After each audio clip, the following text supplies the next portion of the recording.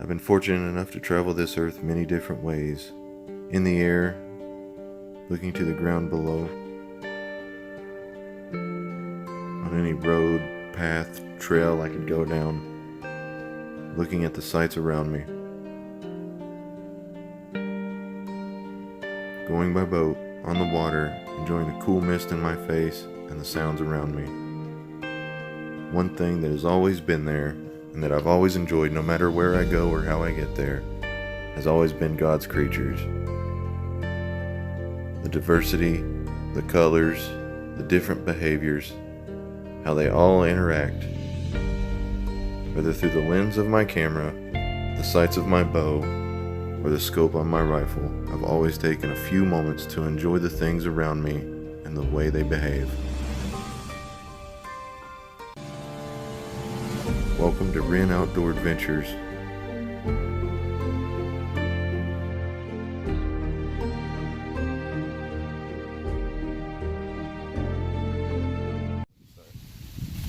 Alright, hello everyone, welcome to Wren Outdoor Adventures. I'm Wren, this is Little Wren, and Mrs. Wren is filming. We're going to talk about camera placement real quick. Having some technical issues, so some of the other episodes I had planned out aren't going to happen real soon. So, what I've got here is just a set I have. There's no traps or anything else, it's just for video purposes because we like coming out and seeing what's moving around.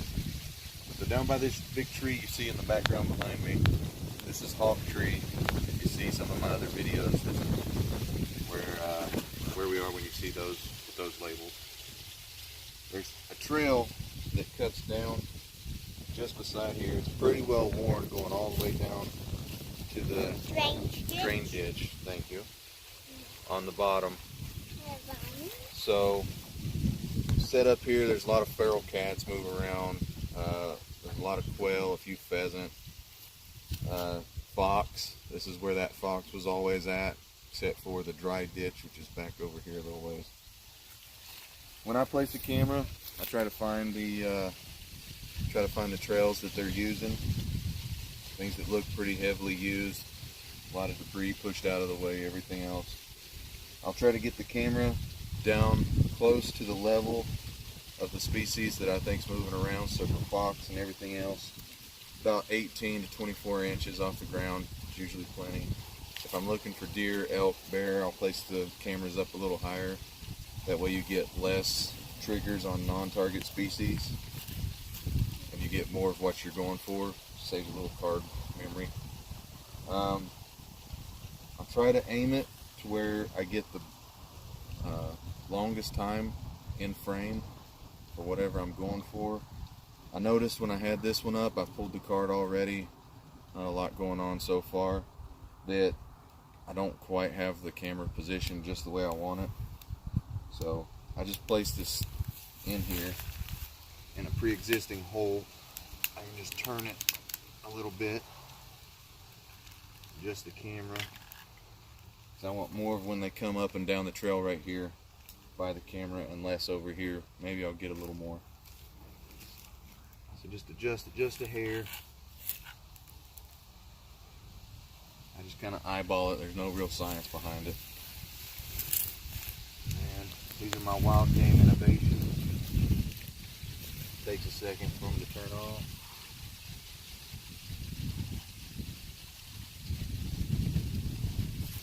Alright. So in order to draw a little more in here, see if that fox is still around. I know coyotes are in the area. See if any of them are moving around through here. I'm going to be placing a little bit of scent out. We'll go over that in just a second. We'll switch out the SD card.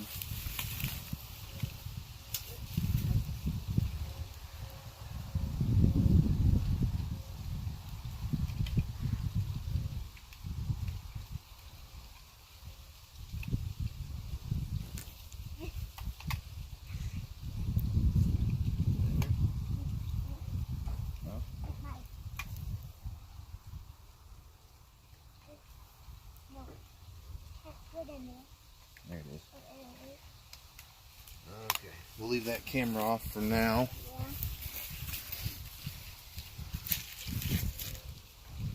So now what we're going to do is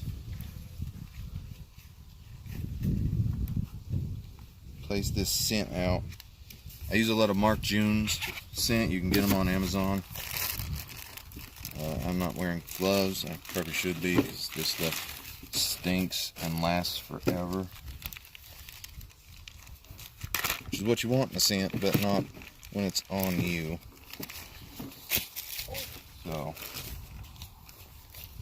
pull the bottle out a little bit here. Try to keep it in this glove. So here's Mark June's Lures Windwalker. This is a long call, mostly for predators. This stuff is potent. Shake it with the cap away from you. That's a personal lesson learned. You can smell it through the bottle. It's pretty potent. So now, I know the trail's coming up right through here and coming down right there. Kind of wise, farther down the bank right there. So this is where I've had the set before for the fox. There's a little hole that goes right under right here. I had the trap right there. When the trap wasn't frozen, we had some pretty hard freezes. And then it works pretty good. But I got a scent post that I've used here before. They've chewed on it and everything else right here around the end. You can see where it's all frayed. Very effective. And it also keeps that scent a little ways up off the ground. So I'm gonna just keep using it. Firm believer, and if it's not broke, you don't fix it. So we'll keep using it because we know that they're used to hitting this. There's no real science I use. You can dip the stick in there, smear it all over, dump a little bit out. I think on the directions it says to dump a cap full out. But every time I try to put it in the cap, I get it all over myself, so I just dump it straight on the object. There you go. You want to get some of those chunks on there. That's all there is to it. That scent, the wind will pick it up, carry it around. Probably won't get anything for the first day or so, but after that, so far I've never had this not work. And then you always want to keep your scent out of direct sunlight. I keep this double bagged, keep the smell out of my truck and off of me. And I keep it in a dry place out of direct sunlight. Makes it last a little longer. Last thing you'll do, unless you're like me and forget sometimes, is you want to turn your camera on right before you leave. You don't want a lot of videos of yourself walking around here doing whatever. Mini me playing around with a stick in front of it. So that'll be it for today. I'm going to try to do one of these a week. Got to figure out the technical part of it all. I'm not very good with computers and stuff, but if anybody wants to see anything specific, wants me to cover anything, if I know it, I'll go over it. If not, I'll direct you to some places on YouTube. There's a lot of guys out there, real knowledgeable, know what they're doing, know what they're talking about. I use them for a lot of references and stuff when I go out and do things. So I'm sure we can get you an answer. For now, have a good week.